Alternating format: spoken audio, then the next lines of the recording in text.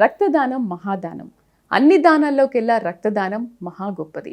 ఆపదలో ఉన్న వారి ప్రాణాన్ని నిలబెట్టే రక్తం కొరత ఈ మధ్య చాలా తీవ్రంగా ఉంటుంది. అందుకనే ఒక నిండు ప్రాణాన్ని కాపాడే చిరు ప్రయత్నం చేద్దాం రక్తదానం ఇచ్చి. మరి రక్తదానం గురించి మరిన్ని వివరాలు ఇప్పుడు తెలుసుకుందాం. రక్తదానం అనేది ప్రాణవాయువు లాంటిది.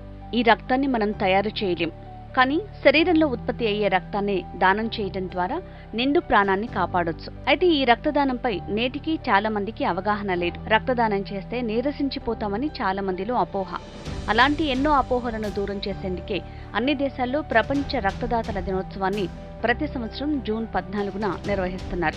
ముఖ్య ఉద్దేశం అంటే రక్తం అనేది మనం బయట ప్రొడక్ట్ చేయలేము, ఏదైనా మానవ శరీరం నుంచి వచ్చే రక్తమే. కాబట్టి రక్తదానం చేయడం అనేది చాలా ఇంపార్టెన్స్ అనే విషయం తెలియజేయడానికి కనుకని ముఖ్యంగా ఉద్దేశం ఏంటంటే కొన్ని బ్లడ్ గ్రూప్స్ చాలా మటుకు అవైలబిలిటీలో ఉండవు. మనం బ్లడ్ అనేది వేరే వాళ్ళ ద్వారా తీసుకుంటేనే కానీ మళ్ళీ వేరే వాళ్ళకి ట్రాన్స్ఫర్ చేయగలుగుతాం. కాబట్టి రక్తదానం అనేది చాలా ముఖ్యం.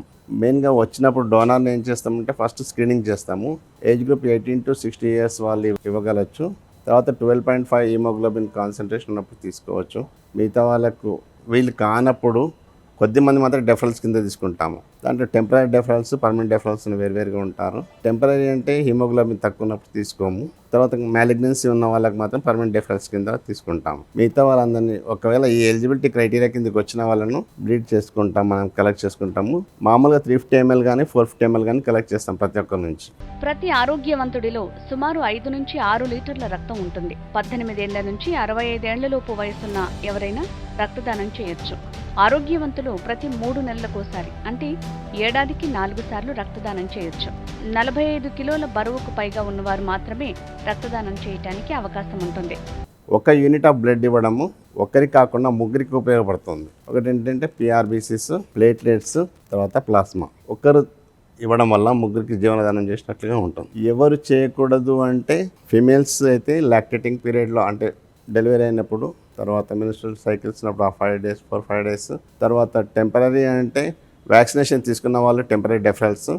పర్మనెంట్ ఏంటంటే పర్మనెంట్ డెఫరల్స్ మ్యాలిగ్నెన్సీ ఉన్న వాళ్ళు, హెమటలాజికల్ మ్యాలిగ్నెన్సీ ఉన్న వాళ్ళు మాత్రం పర్మనెంట్ డెఫరల్స్ వాళ్ళ నుంచి రక్తం ఎలాంటి పరిస్థితుల్లో మేము తీసుకోవడం జరగదు. ఎవరైతే ఎలిజిబుల్ క్రైటీరియాకి ఫిట్ అవుతారో వాళ్ళ నుంచి మాత్రమే బ్లడ్ తీసుకుంటాము. అందరి శరీరాలు రక్తదానానికి అనువు కావు. 18 సంవత్సరాల వయసు దాటిన వారి దగ్గర నుంచి మాత్రమే రక్తం సేకరిస్తారు.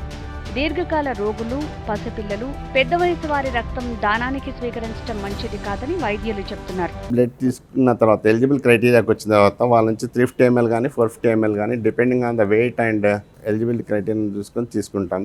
తీసుకున్న తర్వాత వాళ్ళని ఏం చేస్తామంటే ఒక 1/2 hour టైం బ్లడ్ క్యాంపులన్నీ ఉండేటట్టుగా చూస్తాము. బ్లడ్ అనే సెంటర్లో ఉండేటట్టుగా చూస్తాము. 1/2 hour వరకు మళ్ళీ ఒక రిఫ్రెష్మెంట్ జ్యూస్ కానీ ఫ్లూయిడ్స్ కానీ లేకపోతే బిస్కెట్స్ అలాంటివి ఇస్తాము. 1/2 hour వరకు డ్రైవ్ చేయొద్దు అని చెప్తాం. యాక్చువల్గా అయితే 6 hours వరకు డ్రైవ్ చేయొద్దు. డొనేషన్ చేసిన తర్వాత ఆ రోజు ఆల్కహాల్ తీసుకోవడం అలాంటివి అవాయిడ్ చేయాలా. ఎక్సర్సైజ్, స్ట్రెయినర్స్ ఎక్సర్సైజ్ చేయకూడదు. మామూలుగా వచ్చిన వాళ్ళు తొందర పెట్టినా కూడా 1/2 hour వరకు ఖచ్చితంగా బ్లడ్ సెంటర్లో ఉండేట్టుగా చూసుకుంటాం. ఒకటి ఏంటంటే రక్తదానం చేయండి, మిగతా వారి జీవితాలను కాపాడవచ్చు. మనిషి ప్రాణం ప్రమాదంలో పడినప్పుడు బాధితుడిని కాపాడేది ఈ రక్తమే. అయితే సరైన గ్రూప్ రక్తం సరైన సమయానికి దొరికినప్పుడే రోగిని మనం కాపాడుకోగలం. అంత గొప్ప విలువైన సాధనం ప్రతి మనిషి ఒంట్లోనూ నిరంతరం రక్తం రూపంలో ప్రవహిస్తూనే ఉంటుంది. అందుకే రక్తదానంపై ఇటు ప్రభుత్వాలు, అటు స్వచ్ఛంద సంస్థలు అనేక రక్తదాన శిబిరాలు నిర్వహించి ప్రజల్లో అవగాహన కల్పిస్తున్నారు. ప్రతి ఒక్కరూ మనమిచ్చే ఒక్కో రక్తపు బొట్టు ఇంకో ప్రాణం నిలబెట్టడానికి ఆయువు పట్టు అనే విషయం మనమంతా గుర్తించిన రోజున మనం ఎంతో విలువైన ప్రాణాన్ని కాపాడిన వారమవుతాం. చూశారు కదా రక్తదానం గురించి, దాని ప్రాధాన్యత గురించి. ఇక నుంచైనా మీలో అవేర్నెస్ తెచ్చుకొని వీలైతే మీరు రక్తదానం చేయండి, ఇతరుల చేత రక్తదానం చేయించండి. మరొక అంశంతో మళ్ళీ కలుద్దాం. నమస్తే.